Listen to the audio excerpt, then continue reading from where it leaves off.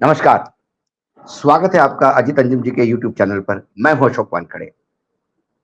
आज दिल्ली में भाजपा के हेडक्वार्टर में महाराष्ट्र को लेके फिर रिव्यू कमेटी बैठी है।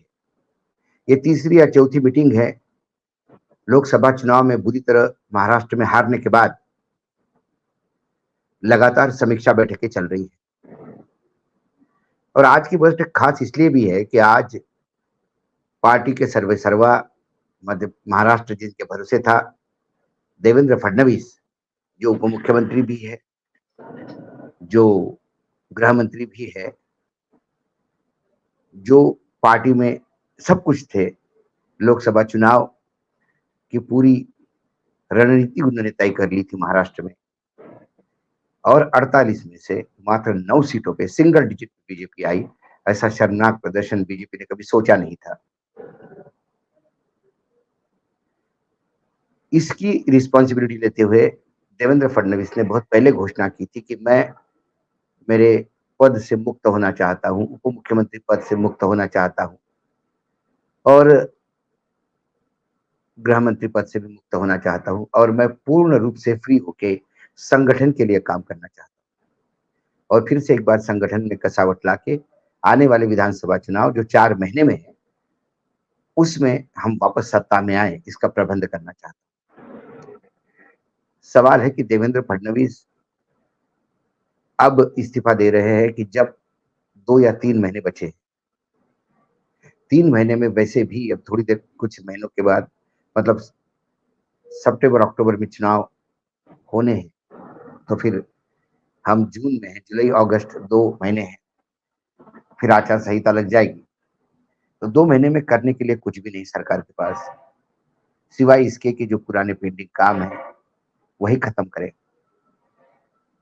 लेकिन यदि समीक्षा की जाए तो पार्टी इतनी बुरी तरह से हारी,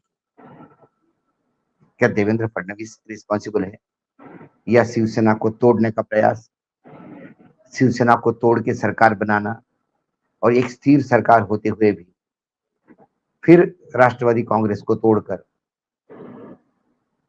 भ्रष्टाचार के खिलाफ जो लड़ाई थी उसको कमजोर करना, ये तमाम बातें जो है इसके लिए रिस्पॉन्सिबल कौन? क्या केंद्र के बगैर हरी झंडी दिखाए ये काम हुआ क्या? यदि सारा कुनबा दिल्ली से बाय रोड सूरत जाता, मुंबई से बाय रोड सूरत जाता है और सूरत से फिर गुवाहाटी, गुवाहाटी से फिर गोवा और गोवा से फिर मुंबई, तो ये तमाम जगह पे सारी व्यवस्था केंद्रीय नेतृत्व के बगैर अनुमति से नहीं होगी। क्या नरेंद्र मोदी की 17 सभाओं में से मात्र 3 उम्मीदवार जीतना, 14 उम्मीदवार हारना, नरेंद्र मोदी का ब्रांड समाप्त होना, क्या ये रिस्पॉन्सिबिलिटी नहीं? क्या मोदी जी के गारंटी पे और मोदी जी के नाम पे चुनाव लड़ना ये केंद्रीय नेतृत्व की गलती नहीं थी? मराठों का आरक्षण और पार्टी का कमजोर होना। जब पहली बार मुख्यमंत्री बने देवेंद्र फडणवीस और 5 साल तक उन्होंने अपना पद संभाला और उसके बाद सेना शिवसेना को साथ में लेकर चुनाव लड़ना और उस समय ही उस 5 साल में जो देवेंद्र फडणवीस एक संगठन के आदमी माने जाते थे, एक हंसमुख चेहरा था जो सबके साथ संवाद बहुत बेहतरीन बनाते थे। शायद मुख्यमंत्री बनने के बाद एक पूर्ण बदलाव देवेंद्र फडणवीस के पर्सनैलिटी में आया। वो अहंकारी हो गए और खासकर जब नरेंद्र मोदी जी का हाथ सर पे हो तो फिर वो प्रधानमंत्री बनने के सपने देखने लगे। दिल्ली में नरेंद्र, मुंबई में देवेंद्र, नरेंद्र के बाद देवेंद्र, ऐसी जब बातें होने लगी तो फिर दुश्मन पैदा होते हैं और फिर कुछ एक कोटरी जो होती है, किचन कैबिनेट जिसको हम कहते हैं, जिसमें कुछ पत्रकार भी होते हैं, जिसमें कुछ आपके निजी स्टाफ भी होते हैं, आपके परिवार के लोग भी होते हैं और उन लोगों ने हमेशा देवेंद्र फडणवीस की महत्वाकांक्षा को हवा दी और देवेंद्र फडणवीस के पास ऐसा एक बहुत बड़ा मित्र समूह था जो उनके गलतियों को उनके सामने रखता था, उनको टोकता था या उन्हें इन्फॉर्म करता था कि ये चीज़ें आपके खिलाफ हो रही है, ये आप इससे परेशानी में आ सकते हैं। देवेंद्र फडणवीस ने सिस्टमैटिकली सबसे दुराव किया, क्योंकि देवेंद्र फडणवीस को भी भटेतों की समाज जमात अच्छी लगने लगी थी। यही कारण है कि फिर देवेंद्र फडणवीस अपने आप को भगवान समझने लगे और पार्टी में जो पार्टी के कार्यकर्ता थे, जिन्होंने जिंदगी दी पार्टी को, उनको लगातार उधुतकारते रहे, उनको डंप करते रहे, उनको साइडलाइन करते रहे और एक नई फौज तैयार की, जो सिर्फ चरण वंदना करती थी या चरण धोके पीती थी, जो कुछ भी कहो। चापलूसों की जो फौज एक तैयार हो गई, तो चुनाव में नतीजे यही आने थे।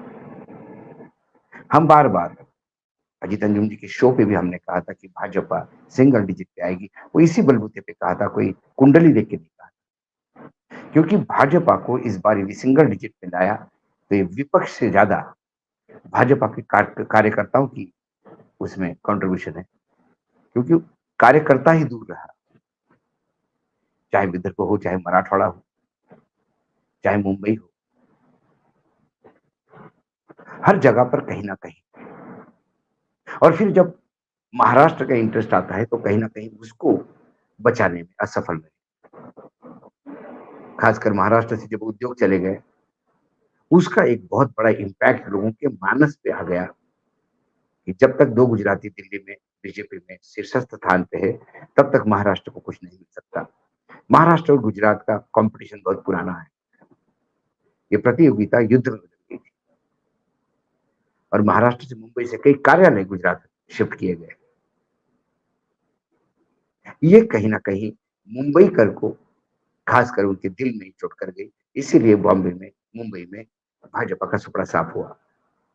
नहीं तो भाजपा ने अपना एक वजूद बनाया था और इतना बड़ा वजूद था कि मुंबई म्युनिसिपल कॉर्पोरेशन जो शिवसेना का गढ़ हुआ करती थी, शिवसेना भाजपा के भरोसे वहां सत्ता में रही, ये वजूद भाजपा ने बनाया था। लेकिन उसके बाद जो कार्यकर्ता है, जो पीढ़ियों से खप रहे, वो दूर हो गए। देवेंद्र फडणवीस कह रहे हैं कि वो पूर्ण रूप से संगठन में देंगे, समय देंगे। देवेंद्र फडणवीस में अभी भी बदलाव नहीं आया। चुनाव हारने के बाद भी वो अहंकार और बढ़ गया और उन्होंने चुनाव का ठिकरा विपक्ष के समाज में झूठ फैलाने को लेकर किया कि संविधान बदलने वाला है। ये झूठ फैलाया विपक्ष ने, एक नरेशन, गलत नरेशन डेवलप किया। इसलिए पहले एक दो तीन चार फेज में, तीन फेज में हम चुनाव हारे, बाकी दो फेज में फिर हमने रिकवर किया। ये सब लिपापुती वाली बात है। संविधान की बात विपक्ष ने नहीं कही, इनके पार्टी के लोगों ने ही की। तब उसका यदि जोर शोर से जिस दिन विवेक देबराय का आर्टिकल छपा या जिस दिन हेगड़े जी ने कहा, जिस दिन लल्लू सिंह ने कहा, उसी दिन इसका प्रतिरोध यदि देवेंद्र फडणवीस जोरों शोरों से करते महाराष्ट्र में, तो शायद महाराष्ट्र में की जनता ये मान जाती कि देवेंद्र जी बोल रहे हैं तो शायद हो सकता है कि संविधान नहीं बदलेगा। लेकिन तब देवेंद्र जी चुप बैठे थे, क्योंकि देवेंद्र की भी इतनी हिम्मत नहीं थी कि इन बड़े लोगों के वक्तव्य को नकारे। ये तो जब मोदी जी ने कहना शुरू कर दिया कि संविधान नहीं बदलेगा, फिर सब ने पीछे ताली बजाते हुए हाँ हम भी देखेंगे, कव्वाली का सुर पकड़ लिया, कोरस में गाने लगे। कुल मिला के जो आदमी ये कहता है कि मैं पार्टी को फिर से संभालूंगा, पार्टी को बर्बाद करने वाला इंसान पार्टी को कैसा संभालेगा, ये सबसे बड़ा प्रॉब्लम है। और यदि पार्टी को संभालना होगा तो देवेंद्र फडणवीस को दूर रखना होगा, तभी जाके पार्टी में एक विश्वास पैदा होगा कि काम करने वालों की जगह है। पार्टी ने अभी फिलहाल प्रभारी नियुक्त किए हैं, यादव जी प्रभारी नियुक्त किए, साथ में वैष्णव जी भी है, जो दो बड़े कैबिनेट मंत्री। और जब ये लोग वहां जाएंगे, मुझे लगता है कि इनका ट्रैक रिकॉर्ड अच्छा है बहुत, और ये ट्रैक रिकॉर्ड ही बताता है कि महाराष्ट्र की चुनाव भाजपा ने सीरियसली लेना शुरू कर दिया, क्योंकि मीटिंगें तो चल ही रही है और साथ में ये भी देखना है कि ये जो नए प्रभारी नियुक्त हुए हैं, यादव जी हो, भूपेंद्र यादव हो या फिर अश्विनी वैष्णव हो, इनका ट्रैक रिकॉर्ड अच्छा है। भूपेंद्र यादव का तो बहुत ट्रैक रिकॉर्ड अच्छा है। क्या वो संघ को कोऑर्डिनेट करेंगे? क्या पुराने कार्यकर्ताओं को, जैसा एकनाथ शिंदे को लाया तो आपने उत्तर महाराष्ट्र में अच्छी खासी बढ़त हासिल की, वो इसीलिए की। तो जो 9 का जो आंकड़ा है उसमें कंट्रीब्यूशन बहुत ज्यादा है उत्तर महाराष्ट्र का, वो एकनाथ खड़से की वजह से, क्योंकि वो दिग्गज नेता थे जिनको देवेंद्र फडणवीस की वजह से ही पार्टी छोड़नी पड़ी। ऐसे कई लोग हैं जो ये सोचते हैं कि देवेंद्र फडणवीस ने दूसरी पार्टियों से लोगों को लाके तवज्जो दी और जिन्होंने जिंदगी या पीढ़ियां दी भाजपा और जनसंघ के लिए, वो साइड लाइन हुए।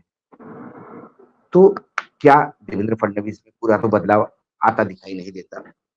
मेरी कई महाराष्ट्र में कई जिले के अध्यक्षों से बात हुई है, कई नेताओं से बात हुई बीजेपी के, वो आज भी उनका यही कहना है कि देवेंद्र फडणवीस में कोई बदलाव नहीं। जब देवेंद्र फडणवीस में कोई बदलाव नहीं, तो ऐसे में भूपेंद्र यादव जाके कितना काम कर पाएंगे? क्योंकि ये अच्छे सेनापति हो सकते हैं, लेकिन फौज ठीक चाहिए। सिर्फ अच्छा सेनापति होने से युद्ध नहीं जीते जाते। अश्विनी वैष्णव जो है, उन्होंने उड़ीसा भी बीजेपी की झोली में डाला है, लेकिन खूब मेहनत की। वो उड़ीसा कैडर के थे, वहां पांड्यन से उनके अच्छे डील थे। लेकिन महाराष्ट्र बिल्कुल अलग है। तो महाराष्ट्र में ये कितना दम मार देंगे? क्योंकि दूसरी ओर भी शरद पवार जैसे चाणक्य बैठे हुए हैं, जो कांग्रेस, शिवसेना और स्वयं के पार्टी के लिए भी रणनीति तय करते हैं। कम से कम लोकसभा चुनाव में तो ये समझ में आ गया कि असली शिवसेना उद्धव ठाकरे की है और असली राष्ट्रवादी कांग्रेस शरद पवार की है। अब इसमें कोई दो मत नहीं। अब इन शरद पवार की कांग्रेस, राष्ट्रवादी कांग्रेस, वर्तमान कांग्रेस और उद्धव ठाकरे की शिवसेना, इनके साथ मिलकर वो विधानसभा चुनाव पूरी ताकत के साथ उतरने वाले हैं। ऐसे में यादव जी, अश्विनी जी और देवेंद्र फडणवीस, ये सब मिलके क्या कर पाएंगे, ये तो समय बताएगा। लेकिन फिलहाल बीजेपी के लिए महाराष्ट्र एक बड़ा संकट है और वो संकट अभी हल होता दिखाई नहीं देता। जो महाराष्ट्र में लोग हैं गडकरी जैसे, जिनका वजूद है, उन्हें अभी भी साइड ट्रैक किया जाता है। ना किसी मीटिंग में बुलाया जाता है, ना कोई नीति निर्धारण में उनका योगदान रहता है। एक मंत्रालय देके रखा है और उन्हें महाराष्ट्र से जितना दूर रखे उतना प्रयास किया जा सकता है, करते हैं। तो जब तक आप महाराष्ट्र के जानने वाले, जिनका जमीन पे कुछ योगदान है, जिनका नेटवर्किंग है, उनको आप विश्वास में नहीं लोगे, क्योंकि ये पर्सनल ईगो हो सकती है नरेंद्र मोदी जी और अमित शाह की कि गडकरी के सामने गडकरी की मदद नहीं लेना। लेकिन फिर इसमें पार्टी बर्बाद हो रही है। आज यदि आप 240 पे है और बैसाखियों पे सरकार चला रहे हैं, ये इसलिए नहीं कि विपक्ष या प्रतिपक्ष जिसको भी कहे, संघ वाले कहते हैं आजकल प्रतिपक्ष, ये कितना मजबूत था। सवाल है कि आप कितने अहंकारी हो गए थे। राजनीति में अहंकार हमेशा साइड पर रखना होता है, और जितना अहंकार अमित शाह या नरेंद्र मोदी जी में है, उससे ज्यादा अहंकार देवेंद्र फडणवीस में। तो देवेंद्र फडणवीस का सत्ता पे रहना, सत्ता से जाना, ये कुछ भाजपा के विनिंग कॉम्बिनेशन के लिए कुछ खास कंट्रीब्यूशन नहीं करेगा। हाँ, यदि वो संगठन से और चुनाव से दूर रहते तो हो सकता है भाजपा सोच भी सकती है कि चलो हम ताकत के साथ लड़ें। यदि देवेंद्र फडणवीस बने रहे की पोजीशन पे, तो फिर और नीति निर्धारण में, तो फिर भाजपा का फिर एक बार लोकसभा जैसा पानीपत होना तय है। आज इतना ही, कल फिर आऊंगा किसी विषय के साथ। तब तक के लिए नमस्कार। देखते रहिएगा अजीत अंजन जी का यूट्यूब चैनल।